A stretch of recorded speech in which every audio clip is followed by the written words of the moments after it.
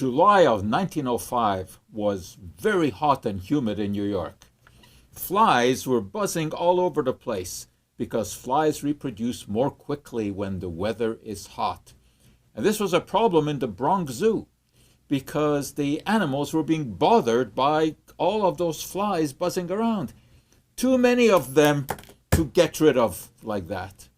So the attendant had an idea. Gotta poison those flies. How? With arsenic. In those days, two kinds of flypaper were available. One that just had glue on it and the flies stuck to it, but the other one was made to dissolve in water and release arsenic. It also had some sugar in it. The sugar would attract the flies would come to the water and hopefully be dispensed with. Unfortunately, the next day the attendant came in and saw a catastrophe. A number of the animals were dying. Autopsy showed that they had been poisoned by arsenic. Because apparently the flies did not immediately die. They flew around, they died in the cage, the animals ate them. Well, the inadvertent poisoning of animals with arsenic is one thing, but accidental poisoning of people is something quite different. For that story, we'll go back to 1858, Bradbury in England, and an epic story. And the story is about Humbug Billy. Humbug Billy was a salesman. He sold candies. What kind of candies? A British favorite. These are the humbugs. The humbugs. They're candies that you recognize by having a stripe on them. And they're a favorite in the UK. Well, of course, like all candies, they're made of sugar.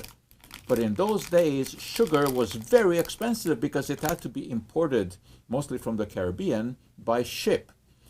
So it was unfortunately not uncommon for some unscrupulous producers to try to substitute something for the sugar, at least for part of the sugar.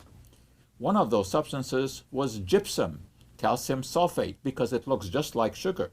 Of course, it doesn't taste like sugar, but it can make up some of the bulk of the material.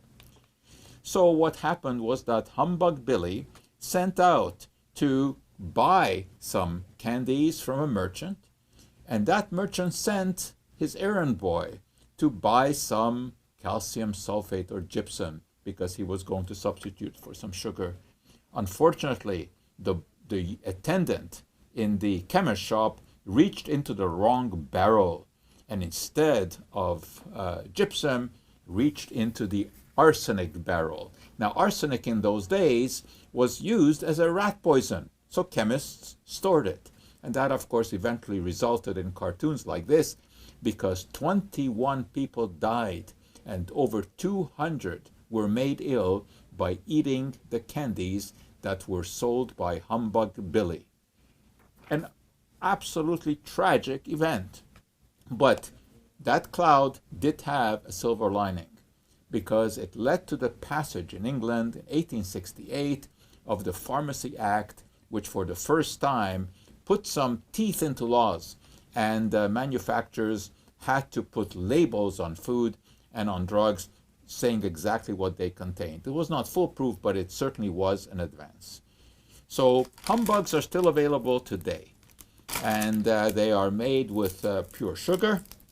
I don't think there's any concern these days of having arsenic in there, so I don't think I'm taking too big a chance here. A tasty humbug.